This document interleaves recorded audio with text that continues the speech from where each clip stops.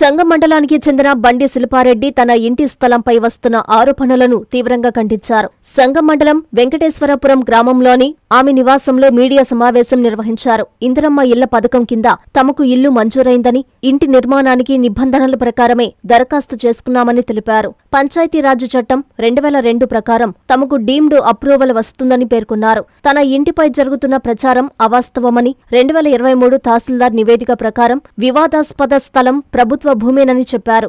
48 ఎకరాలకు పైగా ప్రభుత్వ భూమిలో అనేక ఇళ్లు ఉండగా తన ఇంటినే లక్ష్యంగా చేసుకోవడం ఎందుకని ప్రశ్నించారు. ప్రభుత్వ భూమి ఆక్రమణ ఆరోపణలను ఖండించిన ఆమె నీటిపారుదల శాఖ నోటీసులకు చట్టబద్ధంగా సమాధానాలు ఇచ్చి హైకోర్టు నుంచి స్టేటస్ కో ఉత్తర్వులు పొందినట్లు తెలిపారు. అధికారులతో కొందరు ఒత్తిడి రాజకీయాలు చేస్తున్నారని ఆరోపించారు. తన ఇంటికి సంబంధించిన అన్ని ఆధారాలు తమ వద్ద ఉన్నాయని, వాస్తవాలు త్వరలోనే ప్రజల ముందుకు వస్తాయని బండి శిల్పారెడ్డి స్పష్టం చేశారు. నాకు ఏ రాజకీయ పార్టీకి సంబంధం లేదని, ఏ పెద్ద నాయకులను విమర్శించాల్సిన అవసరం నాకు లేదని అన్నారు. వ్యక్తిగతంగా బాల శ్రీనివాసరెడ్డి అధికారాన్ని అడ్డం పెట్టుకుని నన్ను ఇబ్బందులకు గురి చేస్తున్నారని ఆవేదన వ్యక్తం చేశారు.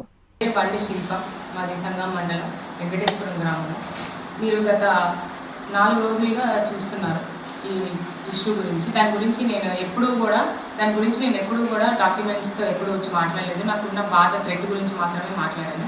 ఫస్ట్ థింగ్, ఈ ఇల్లు నాకెవరు దాన ధర్మంగా వచ్చింది కాదండి. ఇది కాంగ్రెస్ గవర్నమెంట్ మాకు ఇచ్చింది. ఇందిరమ్మ ఇల్లు ప్రకారం మాకు ఇల్లు వచ్చింది. ఈ ఇంటికి మాకు అప్రూవల్స్ లేవు అని ఏవేవో మాట్లాడారు. అది థర్డ్ థింగ్. సెకండ్ థింగ్ అది, అండ్ ఇది మాకు వచ్చిన నోటీసులకి మేము ఇచ్చిన రిప్లై ఇవ్వండి. మాకు అప్రూవల్ లేదు అన్నారు. మేము అప్రూవల్ ప్లాన్ పెట్టుకున్నాము. దాన్ని రిజెక్ట్ చేయకపోవడం వల్ల వితిన్ 30 days వాళ్ళు రిజెక్ట్ చేయకపోతే అది డీమ్డ్ అప్రూవల్ కింద కన్సిడర్ చేశారన్న according to panchayat act 2002 and act 26 ప్రకారం. ఇదంతా నా ఇంటి డీటెయిల్స్. నా ఇల్లు నాకు ఎలా వచ్చింది, నా ఇంటికి పర్మిషన్ ఉన్నాయా లేదా, అసలు నా ఇంటికి వచ్చిన నోటీసులకి నేను సమాధానం ఇచ్చాను లేదా అనడానికి ఇది ప్రూఫ్స్ అన్న.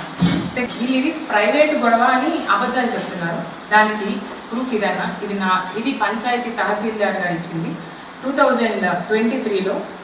ఇక్కడ మీరు చూస్తే సర్వే నెంబర్ 252A ఇక్కడ ఎవరైతే వాళ్ళు ల్యాండ్ వాళ్ళదని చెప్తున్నారో ఇక్కడ కింద ఇచ్చారు. ఈ ల్యాండ్ ఎవరికి సంబంధించింది కాదు, ఇది ప్రభుత్వ స్థలము అని గుర్తించడం అయినది, తెలియజేయడం అయినదని నివేదిక సమర్పించారు. ఇది నేను ఇచ్చింది కాదు, నేను పుట్టించింది కాదు. ఇది పంచాయతీలో ఎంఆర్ఓ గారు ఇచ్చింది, తహసీల్దార్ గారు ఇచ్చింది.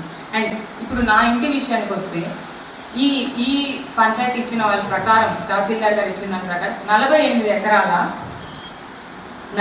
ఎకరాల 3 సెంట్లు సర్వే నెంబర్ 285 ప్రకారం ఈ 48 ఎకరాలు మొత్తం కూడా గవర్నమెంట్ అన్నారు.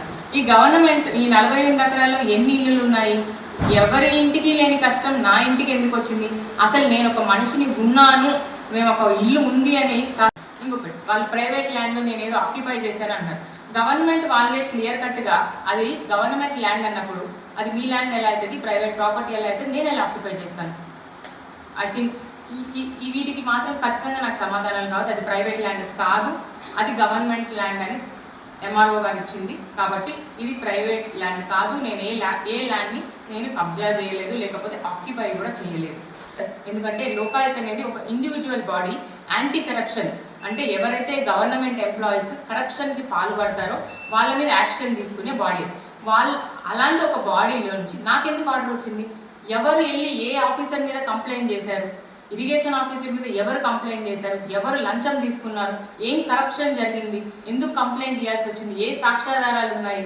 ఇవన్నీ కూడా ప్రజలు కానీ లేకపోతే ఇక్కడ ఉన్న జనాలు కానీ తెలుసుకోవాల్సిన విషయం. అలాంటి ఒక బాడీకి ఇక్కడున్న ఆఫీసర్ని భయభ్రాంతులు గురి చేయడానికి వాళ్ళని బెదిరించి వాళ్ళు ఇరిగేషన్ డిపార్ట్మెంట్ వాళ్ళు నాకు ఏం ఫేవర్ చేయలేదు సార్. వాళ్ళు న్యాయంగా నాకు నోటీసులు ఇచ్చారు. 3 సార్లు నోటీసులు ఇచ్చారు. నేను నోటీస్కి సమాధానం ఇచ్చాను. హైకోర్టుకి వెళ్ళాను. హైకోర్టు నుంచి నేను స్టేటస్ కో తెచ్చుకున్నాను. ఇదంతా కూడా లీగల్గా జరిగింది. ఏ రోజు కూడా ఈ 1.5 సంవత్సరం నేను ఏ రోజు కూడా ముందుకు రాలేదు సార్.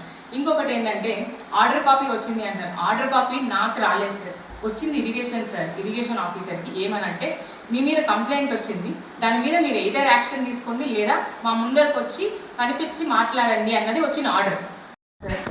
ఆ ఒక్క కారణంతో నేను హైకోర్టుకి వెళ్ళి లంచ్ మోషన్ మూవ్ చేసి నేను స్టే తెచ్చుకొని ఉన్నాను ఇప్పుడు ఈ హౌస్ మీద. గవర్నమెంట్ వాళ్ళు ఏమీ వాళ్ళ పని వాళ్ళు చేయకుండా ఏం లేదు. నా ఇంటి మీదకి డెమాలిషన్కి ఇంకా రాకపోవడానికి గల కారణము హైకోర్టు వాళ్ళకి స్టే ఇచ్చి మీరు ఆ ఇంటి మీదకి వెళ్ళొద్దు అని చెప్పబట్టి చేసినారు. ఇక్కడ ఎవ్వరు ఎవరిని ప్రలోభాలకి గురి చేయడం లేదు. నాకు అసలు అంత స్తోమత లేకపోతే అంత ఇన్ఫ్లుయెన్స్ ఉన్న పర్సన్ కూడా కాదు. మీరు చూస్తుంటే ఫస్ట్ నుంచి కూడా నేను ఒంటరిగానే పోరాడుతున్నాను. నాకు 5,000 కాంటాక్ట్లు కూడా లేవు సార్. నాకు 50-60 ఉన్నాయి. ఆ 50-60లోనే బతుక్కుంటూ వస్తున్నాను సార్ నేను ఫస్ట్ నుంచి కూడా. వీళ్ళందరూ కూడా పాలిటిక్స్ ఎవరెవరు పెద్ద పెద్ద వాళ్ళని తీసుకొస్తున్నారు సార్. నేను ఆరోపించింది ఏంటి, బాణా శ్రీనివాస్ రెడ్డి అనే ఒక వ్యక్తి తనకున్న పవర్ని మిస్యూజ్ చేసి నన్ను హెరాస్ చేస్తున్నారు అన్నాను. పోలీస్ కంప్లైంట్ ఎందుకు ఇస్తలేరు అని నేను పోలీస్ కంప్లైంట్ అని ఇవ్వడానికి ట్రై చేశాను సార్. మాకు వచ్చిన వినిపిస్తాను వినండి.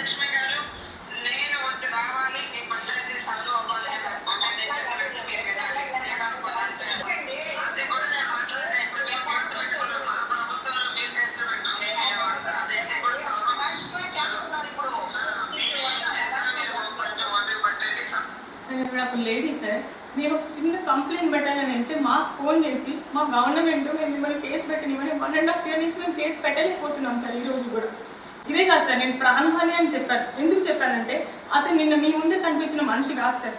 వినండి సార్ మీరే. నేను అందరినీ కూడా అడుగుతున్నాను అన్న, మీరే విన్నారు, మీరు చెప్పండి. ఇప్పుడు నాకు నా ఫ్యామిలీకి ప్రాణహాని ఉందా లేదా?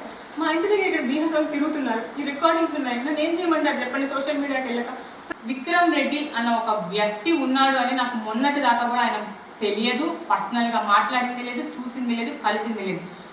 మొన్న ఒక ఆడపిల్లకి ఇలా జరిగింది అని జస్ట్ కనుక్కోవడానికి వచ్చారు తప్పితే నువ్వు పార్టీలో చేరుకో, నువ్వు పార్టీ అని నాకు ఏ రోజు చెప్పలేదు, నాకు ఎవరు చెప్పలేదు. ఇంకొకటి అడుగుతున్నాను, ఇంత జరుగుతుంది, ఒక ఆడపిల్ల సోషల్ మీడియా ఎక్కి ఏడుస్తూ బతిమలాడుతుంది, నా వైపు వినండి, నా గొంతు వినండి అని. ఒక్కరు కూడా వినటం లేదు. అంతెందుకు ఈ లోకల్గా ఉన్న వాళ్ళు అందరూ ఉన్నారు కదన్నా, నేను ఎవరు పిలిస్తే పోనంటున్నాను, మీరు పిలవని నేను రానంటానా? నా వైపు ఎందుకు వింటలేదు మీరంతా? నేనేం తప్పు చేశానని వింటలేదు. జగన్మోహన్ రెడ్డి గారు ఏదో వెళ్ళి కలిసి ఒకటి చెప్తానన్నా, నా బతుకు ఇంత చిన్నది, నన్ను మాజీ ముఖ్యమంత్రి గారు పిలిస్తే రాను నేను అనే అంత లేదన్న. నాకు పిలిచారు, మాట్లాడారు, అంతకు మించి అక్కడ ఏమీ జరగలేదు. ఎవరెవరు ఏదో పొలిటికల్గా దీన్ని యాంగిల్ తీసుకురావాలని చూస్తున్నారు. దీనికి పాలిటిక్స్కి సంబంధం లేదు. నేను అభియోగం చేస్తున్నది ఒకటే, బాణా శ్రీనివాస్ రెడ్డి అన్న ఒక వ్యక్తి తనకున్న పవర్ని మిస్యూజ్ చేస్తున్నాడు. ఆ పవర్ మొత్తం నన్ను హింసించడానికి యూజ్ చేస్తున్నాడు అని నేను అలిగేట్ చేస్తున్నది. అంతకు మించి ఇంకా మిగతా వాళ్ళ గురించి నాకు తెలియదన్న, వాళ్ళకి నా గురించి తెలుసని కూడా నేను అనుకోవట్లేదు.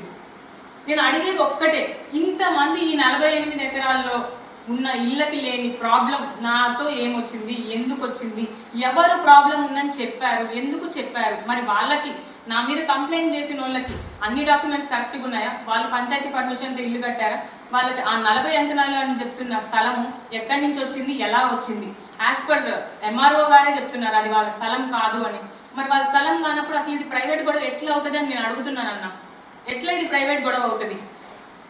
అసలు ఈ 48 ఎకరాలే కాదన్న, ఈ సరౌండింగ్లో ఇరిగేషన్ వాళ్ళది, ఇట్స్ ఎ బిగ్ డిపార్ట్మెంట్.